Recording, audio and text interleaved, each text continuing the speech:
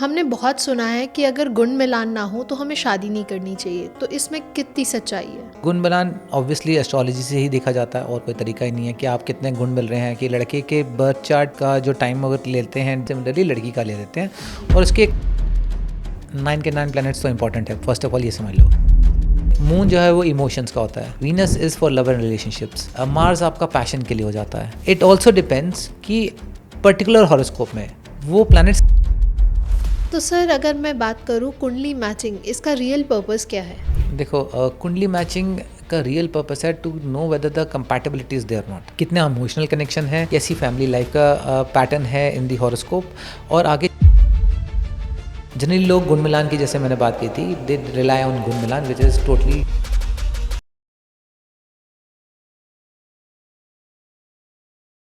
Hello and welcome everyone to an another episode of this podcast series, जहां हम explore करते हैं astrology को बट अलग अलग नज़रिए से। और आज का जो ये टॉपिक है वो बहुत ज़्यादा फैसिनेटिंग है, येट आज के जो जनरेशन है उन लोगों के लिए बहुत ज़्यादा हाइप्ड भी है, क्योंकि आज हम बात करने वाले हैं मैरिज की, रिलेशनशिप्स की। हमारे बर्थ चार्ट में ये जो एस्पेक्ट्स हैं वो क्या दिखाते हैं। हम यूजुअली सबसे ज़्यादा परेशान अपने रिलेशनशिप से रहते हैं कि हमारी शादी होगी भी या नहीं होगी, होगी तो हमारी लव लाइफ या अरेंज मैरिज कैसी जाने वाली है। तो और भी बहुत सारे एस्पेक्ट हैं जिनके बारे में हम आज की जो चर्चा में डिस्कस करेंगे, और इन्हें ही समझाने हमारे साथ वापस से जुड़े हैं रिनोन्ड एस्ट्रोलॉजर अभिषेक धवन जी। तो चलिए बिना टाइम गवाए जानते हैं रिलेशनशिप में एस्ट्रोलॉजी कैसे काम करती है। इट इज़ अ मैजिक और it's pure love. Welcome sir, कैसे हैं आप? Thank you so much. And आप बताओ, आप कैसे? All good? All good.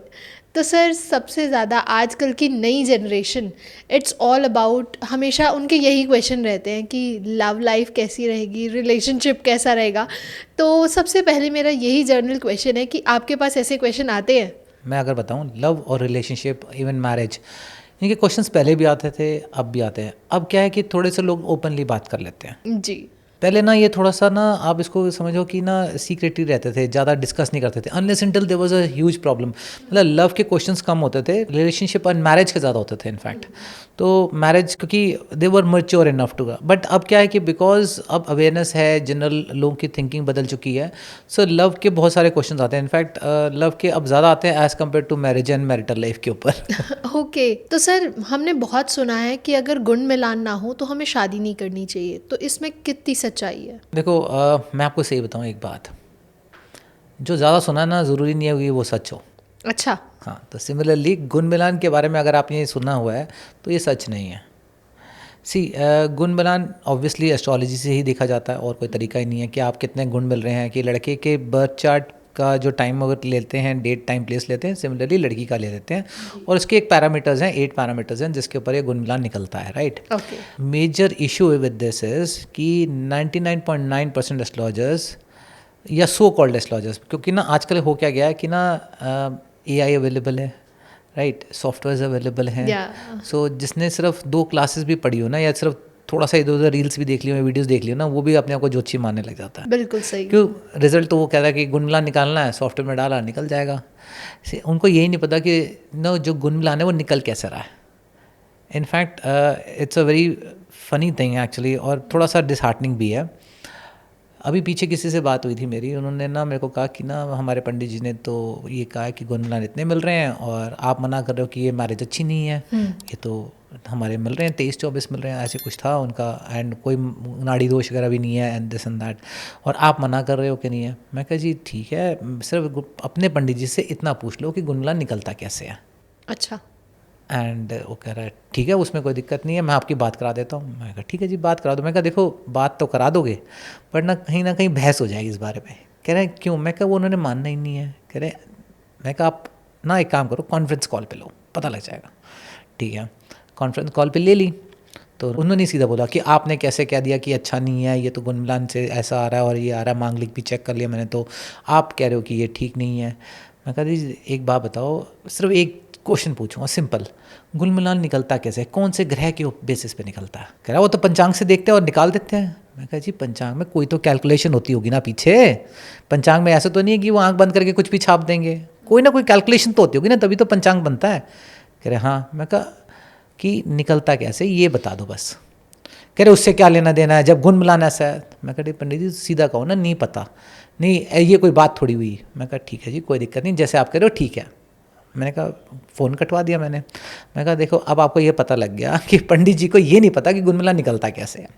Otherwise simple एक लाइन थी, कह रहे हैं क्या। मैं कहा चंद्रमा के बेसिस पर निकलता है। अब चंद्रमा जो है या moon planet, it is one of the 9 planets in the horoscope, ठीक है ना जी।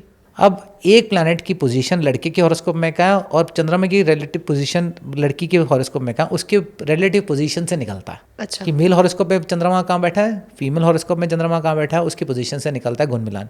The rest of the 8 planets उनका कोई रोल ही नहीं है। अच्छा। तो अब आप जब गुण मिलान कर रहे हो, इट इज़ 1/9 और 1/9 को लेके आप बैठे रहो कि भी चंद्रमा मिल रहा है, चंद्रमा नहीं। भाई बाकी के प्लैनेट्स नहीं देखेगा। जब हॉरोस्कोप दिखाने जाते हो तो क्या एक प्लैनेट दिखाते हो कि सारी हॉरोस्कोप कहते हो एनालाइज करो, सारी हॉरोस्कोप करो। और यहाँ पे क्या जिंदगी डिसाइड करनी है कि मैच अच्छा है नहीं है, because it's a life long decision.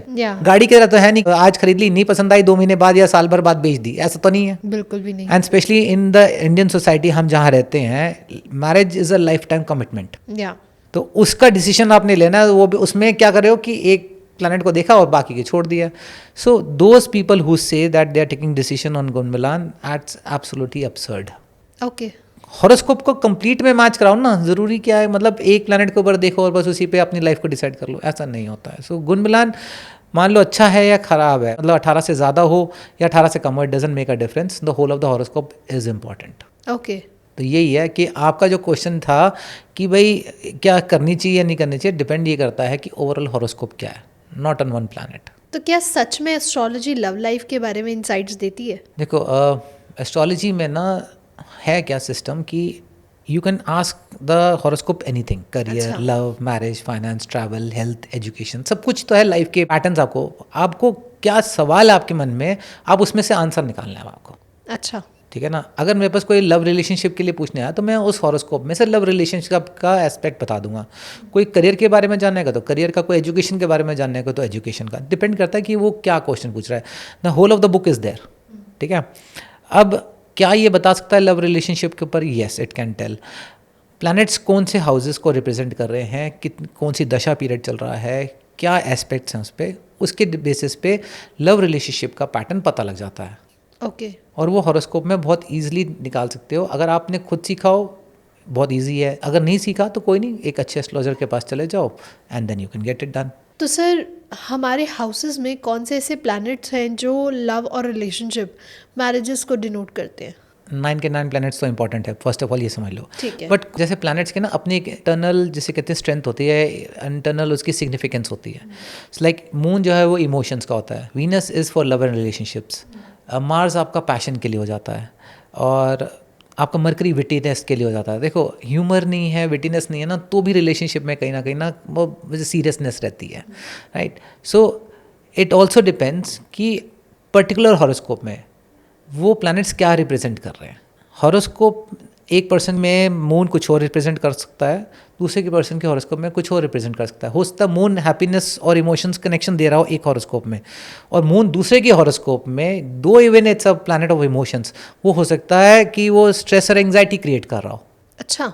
तो that is why it becomes important. नहीं तो जनरली आप ना सोशल मीडिया पे ये सुनोगे कि चंद्रमा अगर ऐसा है तो ये रिजल्ट आ जाएंगे, या शुक्र आपका उच्च का हो गया तो ये रिजल्ट आ जाएंगे। भाई ऐसा नहीं होता है। It is from person to person, horoscope to horoscope. Venus उसके हॉरोस्कोप में क्या रिजल्ट दे रहा है, वीनस दूसरे के हॉरोस्कोप में क्या रिजल्ट दे रहा है, वो इंपॉर्टेंट है देखना। That varies. एब्सोल्युटली। तो क्या हमारे बर्थ चार्ट से हमारी लव मैरिज या अरेंज मैरिज का भी पता चल जाता है? देखो बर्थ चार्ट से एक इंडिकेशन मिल सकती है। लव मैरिज और ना उसकी अरेंज मैरिज की ना इंडिकेशंस ये होती हैं कि अगर तो लव मैरिज, जैसे किसी का लव रिलेशनशिप है और आने वाले पीरियड में मैरिज का भी पीरियड आ रहा है, तो obviously you are going to get married to the person whom you love. But अगर आगे के पीरियड में ब्रेक ऑफ लव रिलेशनशिप आ रहा है तो फिर ऑब्वियसली अरेंज मैरिज ही होगी। अच्छा। क्योंकि जब लव ही नहीं रह गया तो अरेंज ही रह जाएगी ना मैरिज तो। एग्जैक्टली। अच्छा, ये ना क्वेश्चंस ना अब ज़्यादा आते हैं, पहले नहीं आते थे। पहले क्या होता था कि ना it was decided by the parents, या और कोई चू नहीं करता था। कंप्लीटली है ना। तो उस टाइम पे क्या होता था कि लव और ना उसका होता ही नहीं था क्वेश्चन कि लव मैरिज होगी या नहीं मैरिज, वो सिर्फ होता था मैरिज कब होगी। अब क्यों? बिकॉज द चिल्ड्रन और द यंगस्टर्स जितने भी हैं they have the liberty of deciding on their own, Whom to that choose, is, not हाँ to choose. एब्सोल्युटली। तो वहाँ पे एस्ट्रोलॉजी में ये हेल्प ज़रूर हो जाती है to identify the whether the person you are with is good for you और not in terms of marital life. Okay, ये एक बात बहुत ध्यान से सुनो कि पर्सन जिसके साथ आप हो वो मैरिटल लाइफ के लिए अच्छा है कि नहीं अच्छा, वो डिपेंड करता है उसकी हॉरोस्कोप पे। ओके, आप रिलेशनशिप में होगे ना, रिलेशनशिप में क्या होता है, it's always looks a very rosy picture because you are ना मेजमराइज इट, आपका दिमाग ना उसमें होता है, आपको सब कुछ अच्छा अच्छा ही दिख रहा होता है ना। बट जब आप मैरिटल लाइफ में आ जाते हो सिनेरियोस चेंज होता क्या है कि हर एक का ना अपना एक नज़रिया हो जाता है।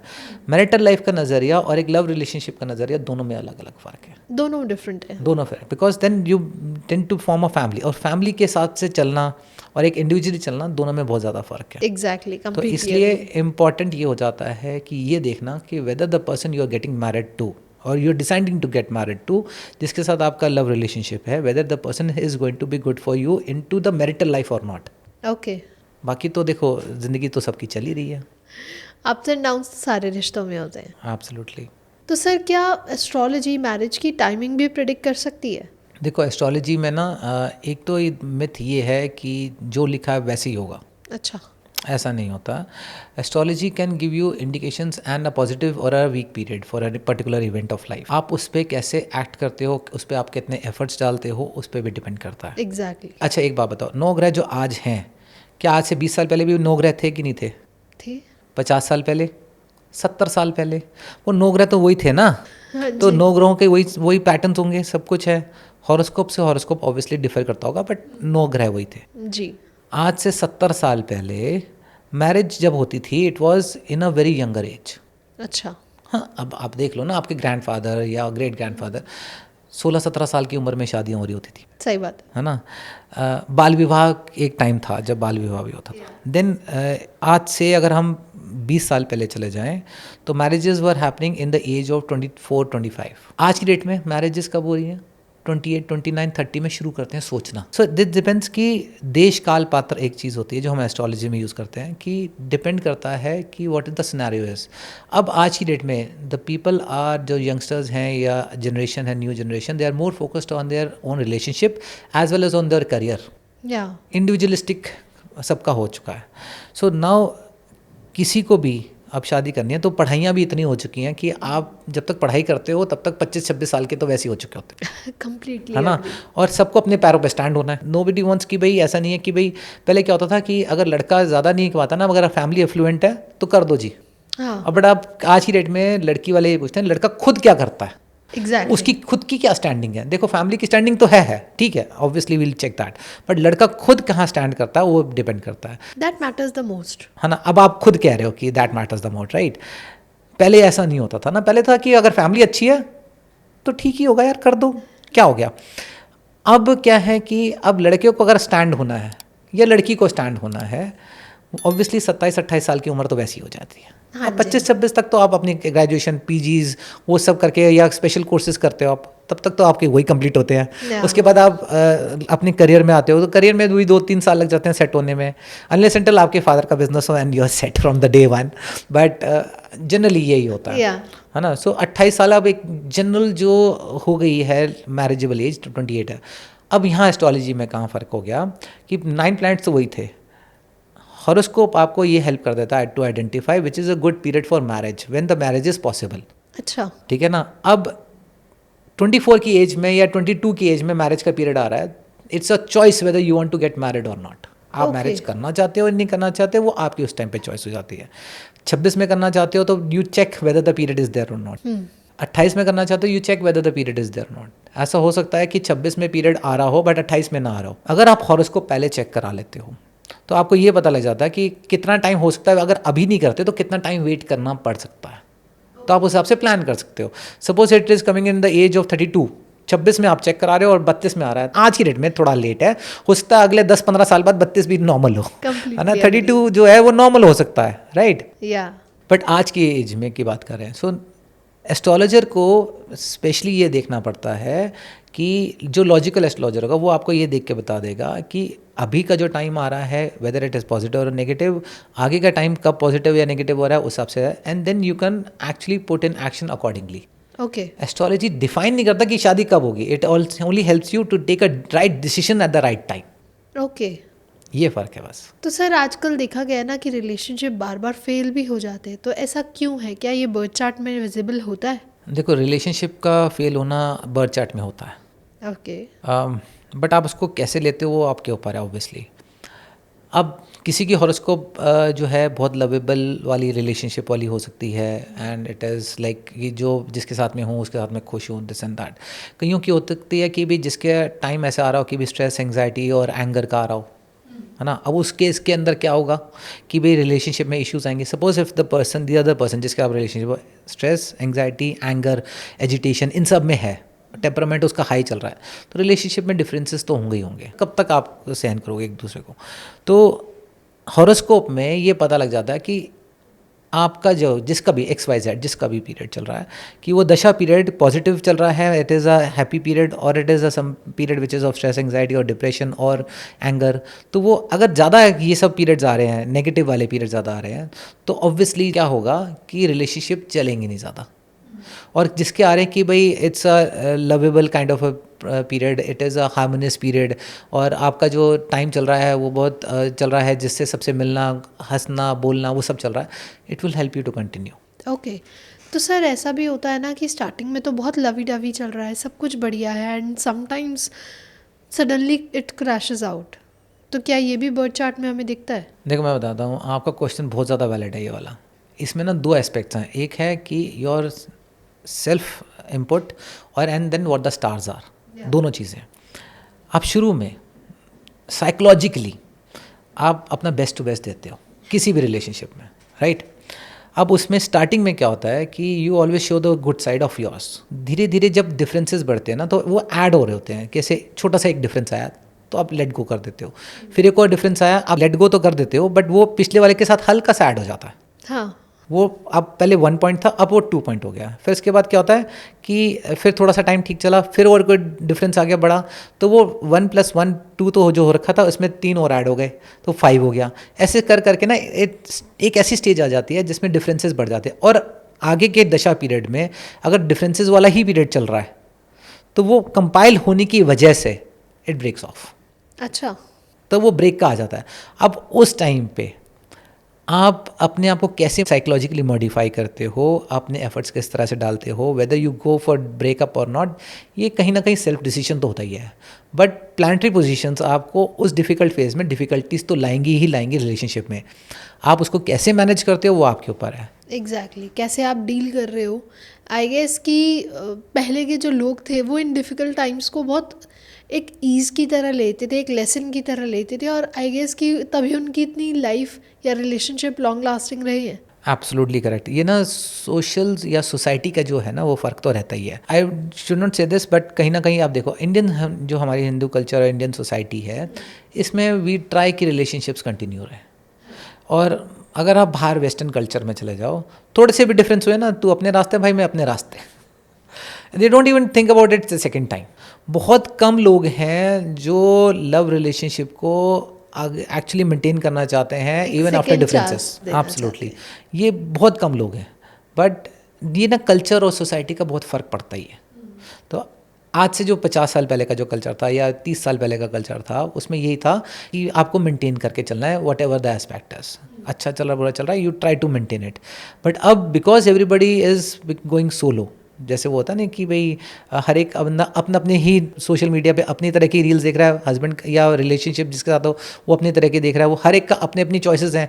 तो अपनी चॉइसेस को या इंडिविजुअलिस्टिक जो अपना उनका नेचर है या जो इंडिविजुअल नेचर है उनका, उसको वो गिव अप नहीं करना चाहते, है ना।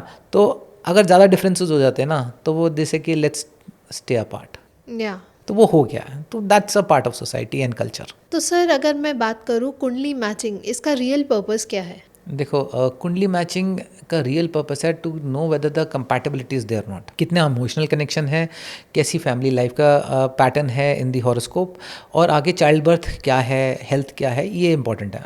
फॉर एग्जाम्पल जनरली लोग गुण मिलान की, जैसे मैंने बात की थी, दे रिलाई ऑन गुण मिलान which is totally waste of time. कुंडली मिलान इज़ इंपॉर्टेंट. तो आपकी लॉन्ग लाइफ कैसी है, that is seen. Then how your nature is, आके whether it is a aggressive nature और एंग्जाइटी वाला नेचर है, लव वाला नेचर है, वो देखा जा सकता है कि लाइफ जो आपके प्लानिटरी पोजीशन है वो क्या डिनोट कर रहे हैं. Then there is called something which is called health, कि हेल्थ में मेजर हेल्थ इश्यूज़ तो नहीं आ रहे, कि पता लगा कि आपका पार्टनर आपकी सेवा ही करता रहेगा या कुछ है. Then there is which is child birth, कि मेजर मतलब चाइल्ड बर्थ एटलीस्ट है कि नहीं है, at least one child should be there, because it's society के लिए चाहिए, ऐसा है कि it's a culture and it should be there, right. Then child birth हो गया. Then there is which is called separative tendencies, जिसमें हम कहते हैं कि दोनों की कंपैटिबिलिटी इस तरह की हो कि आगे डिवोर्स या सेपरेशन तो नहीं है, वो चेक कर लिया. And then sixth part is the finances part, कि फाइनेंशियली स्टेबल है कि नहीं है, फाइनेंशियल ग्रोथ है कि नहीं है. सपोज इफ़ द पर्सन जिससे आप शादी करने जा रहे हो उसके में ये 6 पैरामीटर्स अच्छे हैं, तो इरिस्पेक्टिव ऑफ गुण मिलान, इरिस्पेक्टिव ऑफ मांगलिक, इरिस्पेक्टिव ऑफ एनी योगा और दोषा, डजेंट मैटर, अगर वो ये 6 पैरामीटर्स में अच्छा है तो वो अच्छा है. और सिमिलरली लड़के के हॉरोस्कोप में आपने देखा, जब अगर आप लड़की वाले हो तो लड़के के हॉरोस्कोप में देखना है, और अगर आप लड़के वाले हो तो आपको ये देखना है कि लड़की के हॉरोस्कोप में सारे पैरामीटर्स ठीक है कि नहीं है. All the parameters are met and they are good, तो वो लड़की आपके लड़के के लिए भी अच्छी हो, या किसी और से भी शादी करेगी तो उसको भी ठीक रखेगी वो. ओके. तो कुंडली मिलान does help to form a good marital life. Okay, तो हमें गुण मिलान नहीं कुंडली मिलान करना चाहिए. Exactly. तो क्या ये कुंडली मैचिंग या कुंडली मिलान ये मॉडर्न रिलेशनशिप में भी वैलिड करते हैं? अच्छा, आज से 30 साल पहले whether health and wealth was important और नॉट? It was important. आज की डेट में इम्पॉर्टेंट है कि नहीं है? बिल्कुल है. आगे 10 साल बाद, होगी. 20 साल, 50 साल, फॉर एवर के लिए सर. है ना, फॉर एवर के लिए. हेल्थ एंड वेल्थ अगर इम्पॉर्टेंट, तो रिलेशनशिप वॉज ऑल्सो इम्पॉर्टेंट. तो पहले भी, अब भी और आगे भी. तो एस्ट्रोलॉजी में अगर हम हेल्थ और वेल्थ भी आइडेंटिफाई कर रहे हैं थ्रू दी हॉरोस्कोप, तो रिलेशनशिप भी आइडेंटिफाई कर रहे हैं, तो आज की डेट में भी उन पे उतना ही वैलिड होता है. अच्छा. भाई आप देखो, लाइफ में 3 मेन पिलर्स हैं, हेल्थ, वेल्थ एंड रिलेशनशिप. ये 3 मेन पिलर्स हैं, इसी पे लाइफ चल रही है. इनफैक्ट आप किसी भी चीज़ में चले जाओ, अल्टीमेटली ये कहीं ना कहीं इसी का अंश होगा. एग्जैक्टली. है ना. आप कपड़े खरीद रहे हो, वेल्थ से इंपॉर्टेंट है. जी. आप अच्छा कोई कॉस्मेटिक यूज़ कर रहे हो, वो आपकी हेल्थ से इंपॉर्टेंट है. आप अच्छा खा रहे हो, वो आपकी हेल्थ से इंपॉर्टेंट है. अच्छा, आपका फैमिली लाइफ या सोशल लाइफ कैसे चल रही है, वो आपके रिलेशनशिप पे इंपॉर्टेंट है. तो ये आपकी सारी ज़िंदगी इन्हीं 3 पिलर्स पे तो टिकी है. तो अगर इन 2 पिलर्स पे हम पहले भी अगर हॉरोस्कोप से आइडेंटिफाई करे थे which is good, which is not good, what we should do, तो सिमिलरली रिलेशनशिप पे भी वही अप्लाई होता है. तो आज, कल और परसों सब में यही होने वाला है. तो क्या एस्ट्रोलॉजी से हम रिलेशनशिप कॉन्फ्लिक्ट्स को भी एक्सप्लेन कर सकते हैं? Yes, obviously. देखो, हॉरोस्कोप में दशा भुक्ति अंतर जो पैटर्न्स चलते हैं, प्लैनेट्स क्या आपके कौन से हाउसेस को सिग्निफाई कर रहे हैं, वो क्या आपको बता रहे हैं हॉरोस्कोप में, उस पर डिपेंड करता है. सपोज़ फॉर एग्जांपल, जैसे अभी तक बात हुई है कि अच्छा पीरियड चल रहा है, तो दैट मीन्स कि जो प्लानिटरी पोजीशंस आपके आ रखे हैं दशा पीरियड में, वो लव और रिलेशनशिप के लिए या फैमिली के लिए बहुत अच्छे हैं. और अगर वही प्लैनेट्स अगर आगे जाके दूसरे प्लैनेट्स कोई आते हैं और उसमें वो आ रहा है कॉन्फ्लिक्ट्स का या एंगर का या एजिटेशन का, तो ऑब्वियसली डिफरेंसेस आएंगे. सो horoscope helps you to identify which is a good period for relationship and also maintaining harmony, and it also helps you to identify which are weak periods for the same. तो दोनों चीज़ें बताती है. ज़रूरी नहीं है कि आपके हॉरोस्कोप में वीक पीरियड्स हों, बट जनरली ये देखा गया है मेजॉरिटी ऑफ द पीपल में अप्स एंड डाउन सब में के होते हैं. आप उस पीरियड की इंटेंसिटी कितनी है वो इम्पोर्टेंट होता जानना. दूसरा, साथ ही साथ ये भी इंपॉर्टेंट होता है, जैसे you're in relationship, either it is love relationship और it is marital life relationship. Partner की हॉरोस्कोप क्या कह रही है उस टाइम पे. लेट्स से कि एक की हॉरोस्कोप आ रही है कि भाई गुस्से वाला टाइम आ रहा है, एक की है कि थोड़ा काम टाइम आ रहा है जो आराम से उस चीज़ को संभाल लेगी. तो क्या होगा कि वो जो पीरियड है वो निकल जाएगा. बट अगर दोनों का ही लड़ाई झगड़े वाला आ रहा है, देन इट बिकम्स डिफिकल्ट. उस टाइम पे आपको बहुत ध्यान देने की ज़रूरत है. बिल्कुल, क्योंकि अगर एक एग्रेसिव है और एक काम है ना, तो वो चीज़ें बैलेंस हो जाती हैं. तो सर, आजकल लेट मैरिजेस भी बहुत ज़्यादा नोन टू में आ गई हैं कि लोगों की बहुत लेट मैरिजेस होती हैं. तो क्या इसका भी एक एस्ट्रोलॉजिकल सिग्निफिकेंस कह सकते हैं हम? देखो, इसमें एस्ट्रोलॉजिकल और सोसाइटी दोनों का चीज़ों का है. आज की डेट में, जैसे अभी थोड़ी देर पहले डिस्कस हुआ था कि मैरिजेस का जो टाइमिंग है या एज है वो धीरे धीरे ना एक्सटेंड होता जा रहा है. अब somebody who's इन 50s, उसके बच्चे हैं 24-25 साल के होंगे, तो वो 27-28 का या 30 की में अगर बच्चे कर रहे होंगे तो उनको लगेगा कि लेट है। क्यों? क्योंकि उसने खुद 25 में करवा रखी है, राइट? बट नॉर्मल हो चुका है, राइट? अब आज की डेट में let's like we are in 2026 और जो मेरे पास क्वेश्चंस आते हैं and the kind of people are asking about it, तो उनको आज की डेट में 30 साल के ऊपर वाला जो एज है वो लेट लगने लगता है। 30 साल तक सबको नॉर्मल ही लग रहा होता है। 30 साल तक ना करने का डिसीजन ये ले लिया because of their own career को इस्टेब्लिश करना है या कोई और लाइफ की चीज़ें हो है उसको इस्टेब्लिश करना, उस वजह से ना 30 के बाद जब नहीं हो रही होती है वो डिपेंड करता है कि आपकी अब आप ट्राई कर रहे हो 30 के बाद करने की बट नहीं हो रही है, या 30 के 32 हो गए, 34 हो गए या 36 हो गए, 36 ईयर्स ऑफ एज हो गया। वो डिपेंड करता है कि अगर प्लानिटरी पोजीशंस जो आपकी हॉरोस्कोप की हैं और वो दशा में वो प्लैनेट्स की टाइम चल रहा है जो मैरिज के लिए वीक हैं, तो अब मैरिज होने में बहुत ज़्यादा दिक्कत आएगी। अच्छा, तो वो मैरिज के जो जिसे कहते हैं ना कि भाई मैच अच्छा ही नहीं मिलेगा या मैच जो मिलेगा उसके साथ बात नहीं बन पाएगी या किसी ना किसी रीज़न से कैंसिल हो जाएगा। So those things will happen. That can be identified from the horoscope कि आपकी दशा पीरियड क्या चल रहा है, whether it is conducive for marriage और whether it is not conducive for marriage. Positive है या नेगेटिव है वो निकल आता है, उस हिसाब से आप प्लान कर सकते हैं। For example if it is कि भाई 30 साल के में किसी ने पूछने आया कि भाई मैरिज के लिए अब हम ट्राई कर रहे हैं and when is the right time, और अगर वो 34 ईयर्स तक का जो दशा पीरियड है वो फेवरेबल ही नहीं है, तो obviously it will become a late marriage. Okay. तो वो हॉरोस्कोप से आइडेंटिफाई होता है, it's not a very big deal. तो सर लेट मैरिजेस के लिए कौन से ऐसे प्लैनेट्स हैं जो सबसे ज़्यादा रिस्पॉन्सिबल रहते हैं? हाँ, ये क्वेश्चन ना जनरली वो उनका आता है जो बहुत ज़्यादा सोशल मीडिया पे डिपेंडेंट है।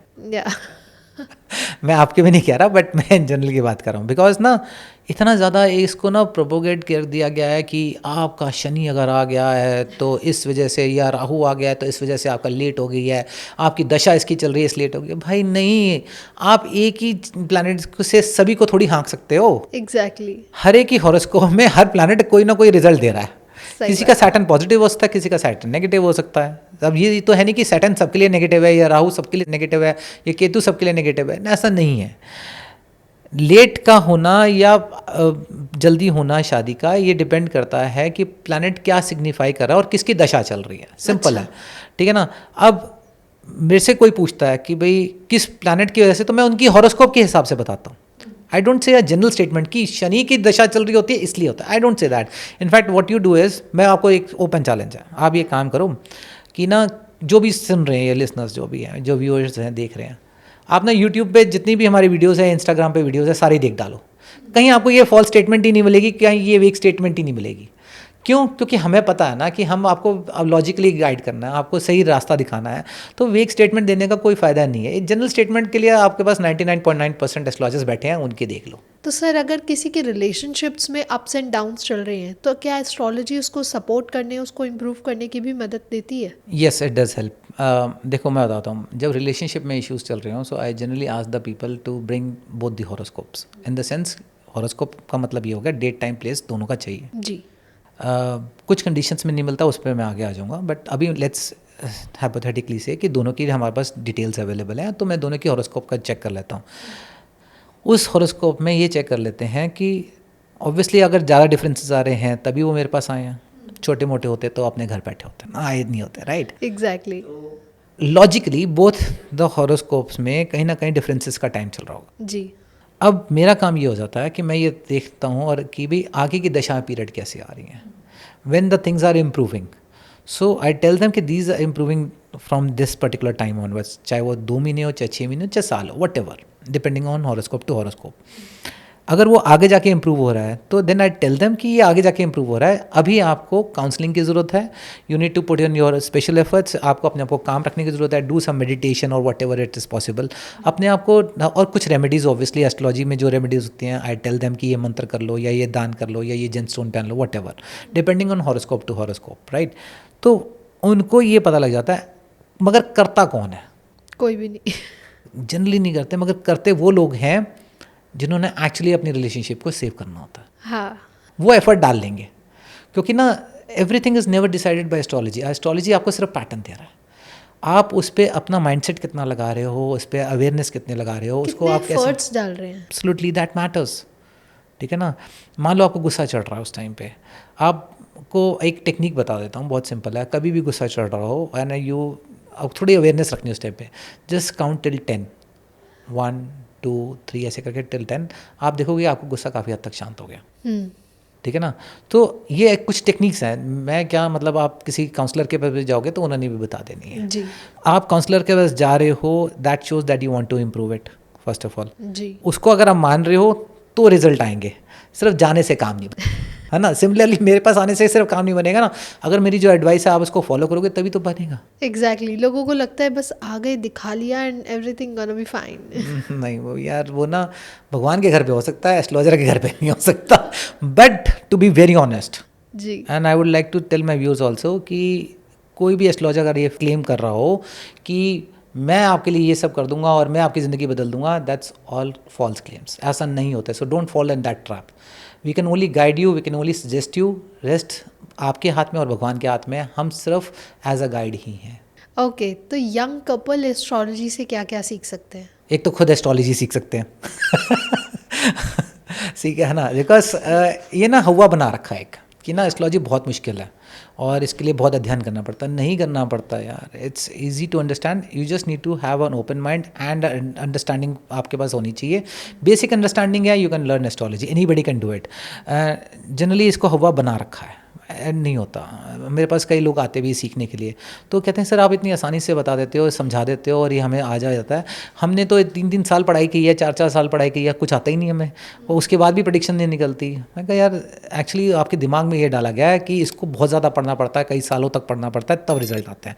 ऐसा नहीं है, इट्स अ सिस्टमैटिक वे जो हम प्रैक्टिस करते हैं आज गणेशा साइंटिफिक एस्ट्रोलॉजी सिस्टम को प्रैक्टिस करते हैं। वो उसमें एक बहुत सिंपल तरीका है जिससे आंसर्स आते हैं और सब लॉजिकल मिलेंगे। जो अभी तक सुन रहा है ये उसको ये तो समझ आ गया होगा कि जो भी आंसर्स दिए जा रहे हैं लॉजिक है, कोई फालतू का ये शनि राहु केतु और इन पे योग इनसे पे कोई बात नहीं हुई।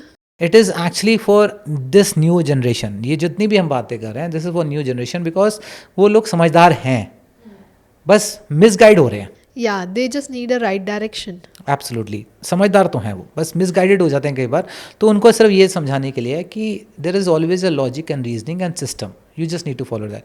तो उसकी बात कर रहे थे अभी तक कि भाई जो नई जनरेशन है उनके लिए एस्ट्रोलॉजी कैसे हेल्प कर सकती है। तो obviously you can learn it. Otherwise main बात है कि एस्ट्रोलॉजी से आपको ये पता लगेगा आपकी प्लैनेट्स किस डायरेक्शन में हैं, किस क्या वो रिप्रेजेंट कर रहे हैं, आपके लिए क्या फ्यूचर होल्ड करता है इन टर्म्स ऑफ पैटर्न। ओके। उस पैटर्न को आप कैसे अपने आप को चैनलाइज करते हो, उस एनर्जी को उसको पॉजिटिवली कैसे करते हो, उसके मैक्सिमम बेनिफिट्स कैसे लेते हो, that can be done through the help of astrology. Okay, मतलब अपनी वाइब्रेशन को उसके साथ एनालाइज करना, चैनलाइज करना, ताकि जो सिचुएशंस हैं वो सिंक्रोनाइज हो और लाइफ बहुत स्मूदन हो जाए। एब्सोल्युटली। तो सर अगर किसी को आपसे एस्ट्रोलॉजी सीखनी हो या कंसल्ट करना हो तो आपको कैसे रीच आउट किया जाए? देखो बहुत इजी है, askganesha.com पे कॉन्टैक्ट अस में आप डाल सकते हो, there is a form for that. We have our WhatsApp numbers, आप उस पर भी डाल सकते हो that I want to learn astrology और I want to consult you, वो डाल सकते हो।